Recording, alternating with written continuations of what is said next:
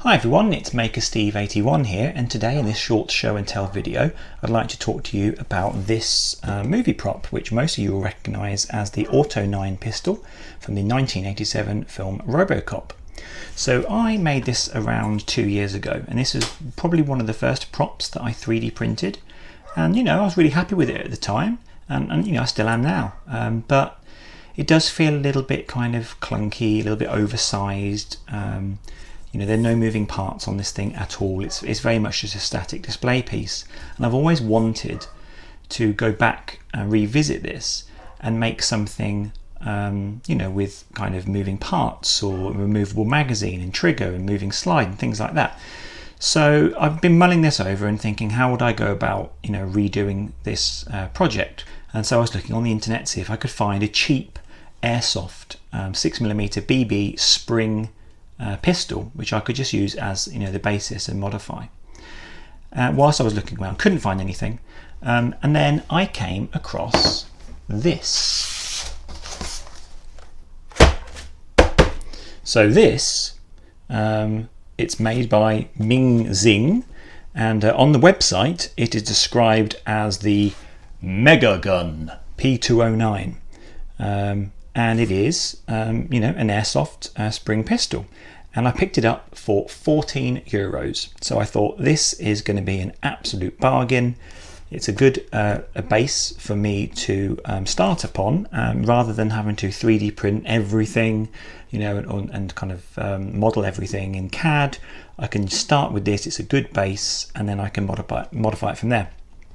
So let's have a little look at what actually turned up.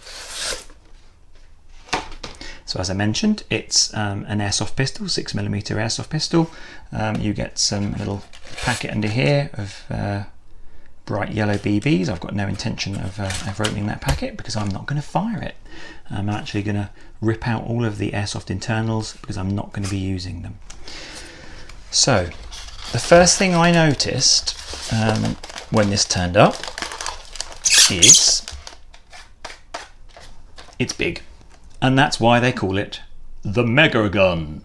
It's huge. It's very long. Straight away when I picked it up, I felt this is too big. There's something not quite right here. Also, the keen-eyed amongst you will notice it is a very, very strange hybrid of a Beretta 93R and a Beretta 92F. In terms of, if you look at the rear slide here, it's got the what would be the safety on a Beretta 92F. That's not there on the 93R. It's got the rest of the controls that you'd have on a 93R, but that one shouldn't be there. So that's got to come off. Which it's molded plastic. It's one piece. It's all molded plastic. So I've got to somehow cut that down and fill all of that. The next thing you might notice, if I just bring in the other one here, the 3D printed prop for comparison, on the slide's completely different. So you've got this ribbed grip portion here, just underneath the rear sight. That's not there. It's down there where it would be on the Beretta 92F. Also, it hasn't got the rear sight either. I knew that. I knew I'd have to be modelling one in CAD and installing something on this pistol. But if I just bring the two together as a size comparison, you'll be able to see what I mean in terms of the length. I'll just pop that on top like that. Although this kind of portion lines up, you can see over here, it's about 5 centimeters too long. And I actually measured this one here, and the real thing, if you like, from the film is 340 millimeters long from the end of the barrel to the end of the beaver-tail grip there. 340 millimeters. This is actually 345, so it's just over, but you can barely notice. This one is 390 millimeters long. So as I said, it's about 5 centimeters too long. Where the length is, it's kind of all over the place. So you can probably see from there that the slide is, let's get that better in the shot, the slide is too long. So, this portion here, that's about the right length. The kind of compensator or the barrel extension, that's about the right length.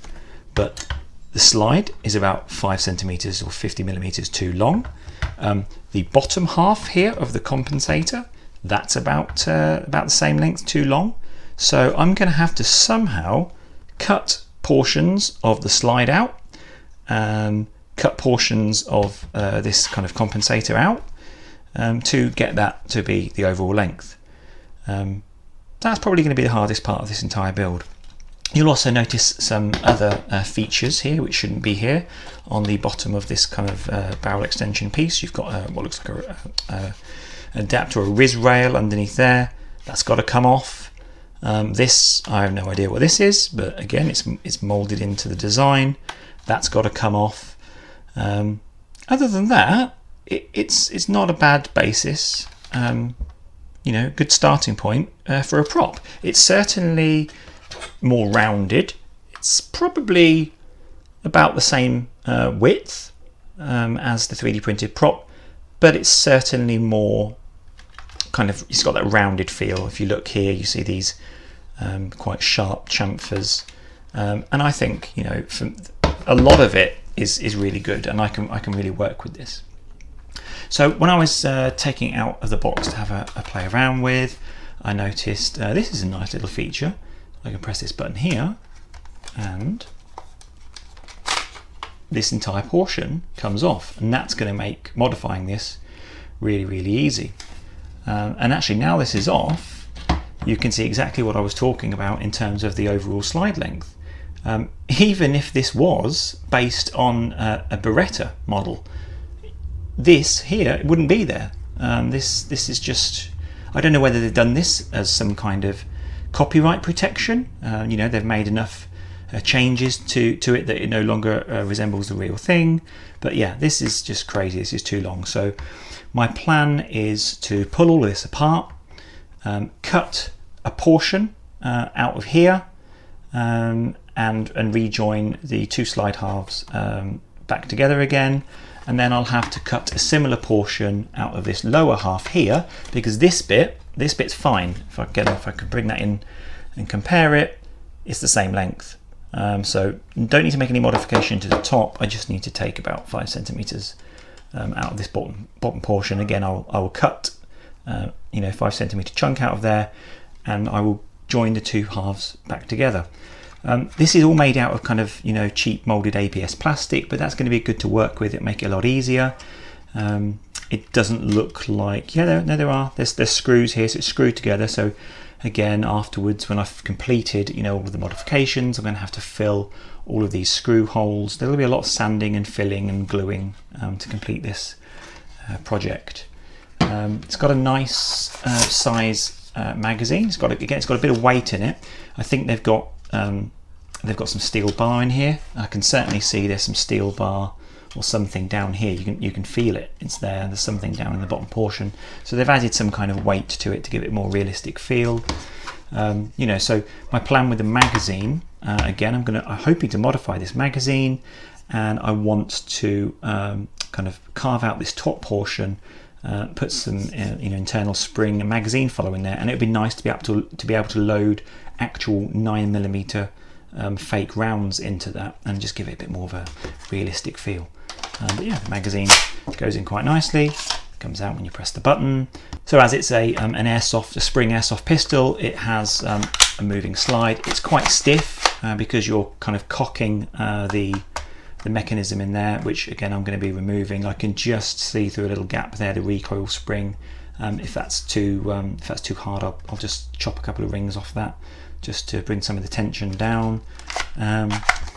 The other interesting point to note is that on the real thing, the barrel, when you pull the slide back, the barrel is a fixed, it's kind of a semi-fixed floating barrel. So when you pull the slide back, the barrel should stay in place, and it should open up a portion where the spent cartridges would eject from. I haven't got that on this because it's all one piece molded plastic. So again, the plan is to cut this portion out here, separating effectively the barrel from the slide, and so that when you pull the slide back, the barrel will remain in place and you'll be able to see down inside the working parts of the pistol. So yeah, I think that pretty much covers all I needed to show you, really. I think it's going to be quite an interesting project, which I will post some updates on my Instagram page and on this YouTube channel whilst I progress through the many hours of cutting, drilling, sanding, painting, gluing. And another kind of interesting point to note is, you know, I didn't just get this one, I bought 2 of them. So yeah, expect to see one of these potentially being available for purchase, depending on how well this project goes. Definitely going to be keeping one of these for myself, but you know, if it goes well, I might make another one and I might put that up for sale. So